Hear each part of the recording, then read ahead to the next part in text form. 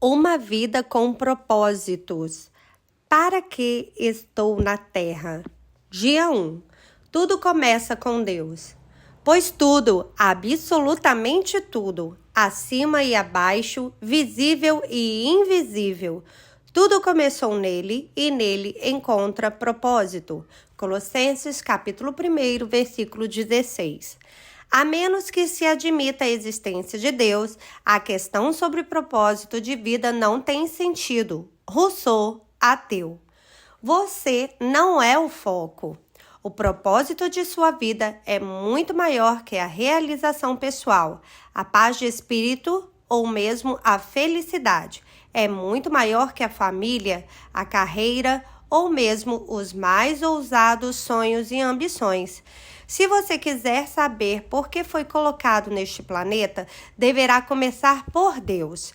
Você nasceu por um propósito dele e para cumprir o propósito dele. A procura pelo propósito da vida tem intrigado o ser humano há milhares de anos. Isso porque, normalmente, erramos já no ponto de partida. Nós mesmos fazemos perguntas egocêntricas como: o que quero ser? O que devo fazer com a minha vida?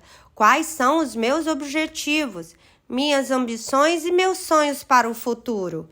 Concentrar tudo em nós mesmos, porém, jamais desvenderá o propósito de nossa vida. A Bíblia diz: a vida de todas as criaturas está nas mãos de Deus. É Ele quem mantém todas as pessoas com vida. Jó, capítulo 12, versículo 10.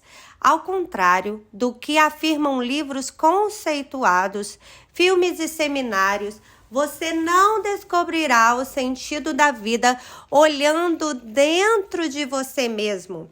É provável que já tenha tentado isso, mas você não criou você mesmo. Logo, não pode dizer que para que foi criado. Logo, não pode dizer para que foi criado. Se eu lhe entregar uma invenção totalmente desconhecida, você não saberá para que serve, nem a própria invenção terá a capacidade de lhe dizer. Somente um inventor ou um manual do fabricante poderiam atestar a sua utilidade. Certa vez fiquei perdido nas montanhas. Quando parei para perguntar como chegar ao acampamento, disseram-me: não existe acesso aqui. Você precisa ir pelo outro lado da montanha. Da mesma forma, você não pode chegar ao propósito de sua vida concentrando-se em você mesmo. Deve começar em Deus, seu Criador.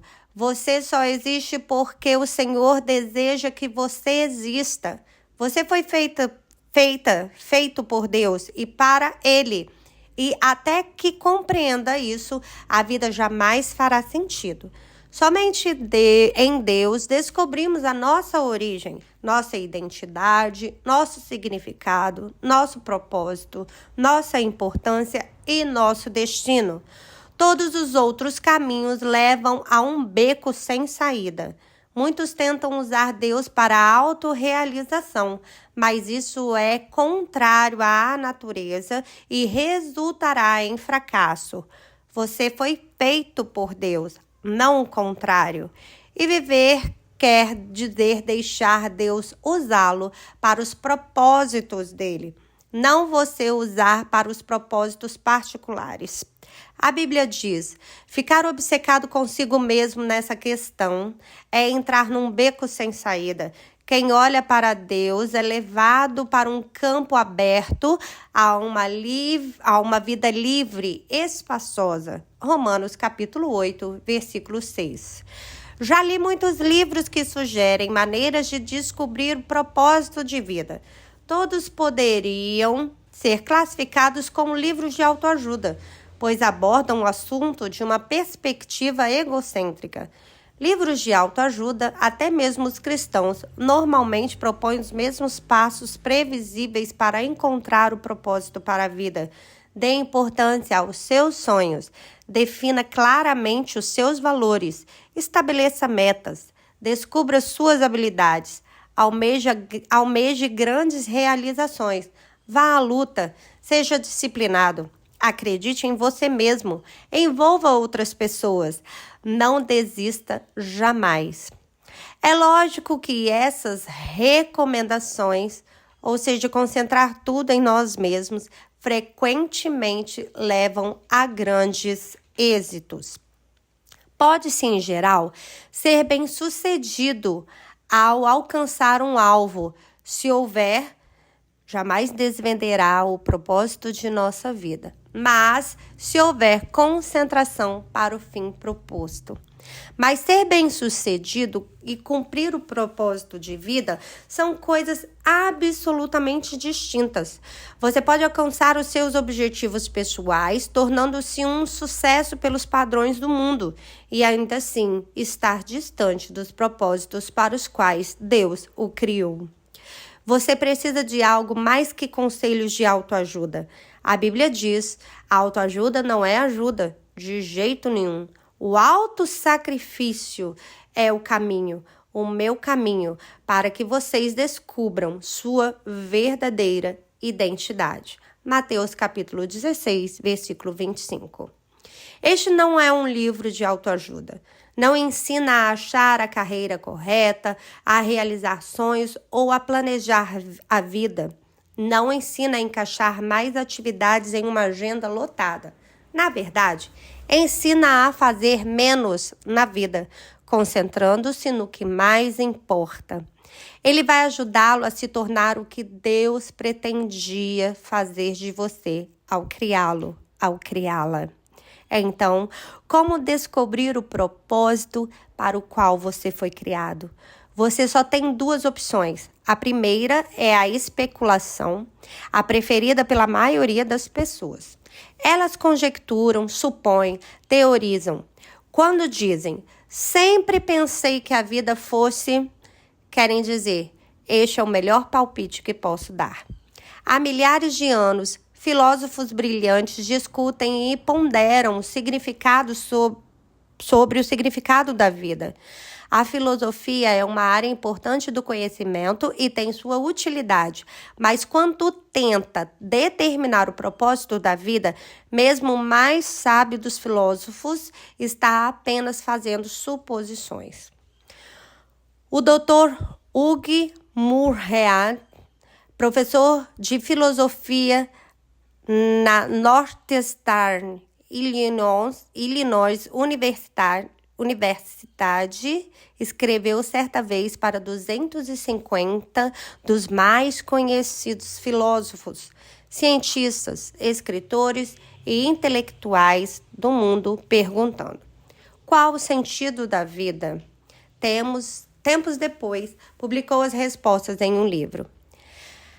Aqui eu abro um parênteses, dizendo que você foi feito por Deus e para Deus, e até que compreenda isso, a vida jamais fará sentido.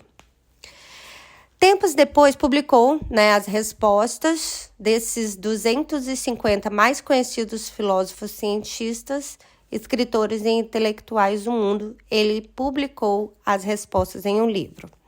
Alguns deram seus melhores palpites, outros admitiram ter apenas inventado um propósito para a vida.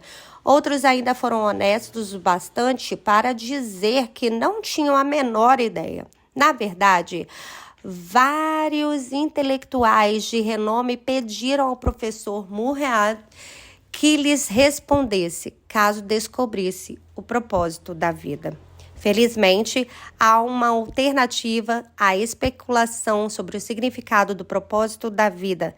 Trata-se da revelação. Podemos recorrer ao que Deus revelou sobre a vida em Sua palavra. O modo mais fácil de descobrir o propósito de uma invenção é perguntando a um inventor. Descobrir o propósito de sua vida funciona da mesma maneira. Pergunte a Deus. O Senhor não nos deixou às cegas para ficarmos questionando e conjecturando.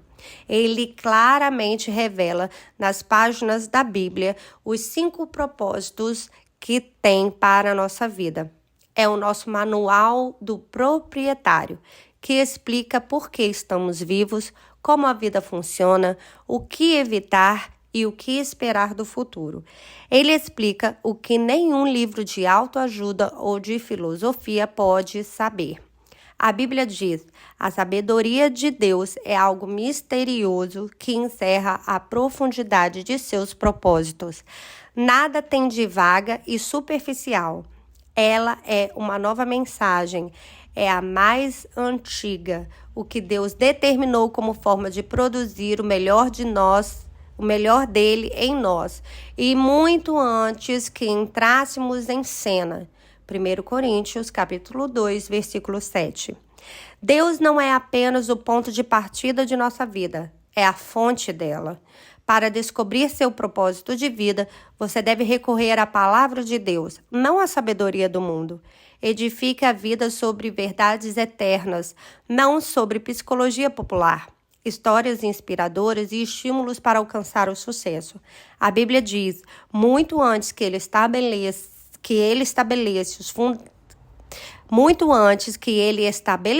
os fundamentos da terra, ele já pensava em nós e nos escolheu como alvo do seu amor, para nos fazer completos e santos por meio desse amor.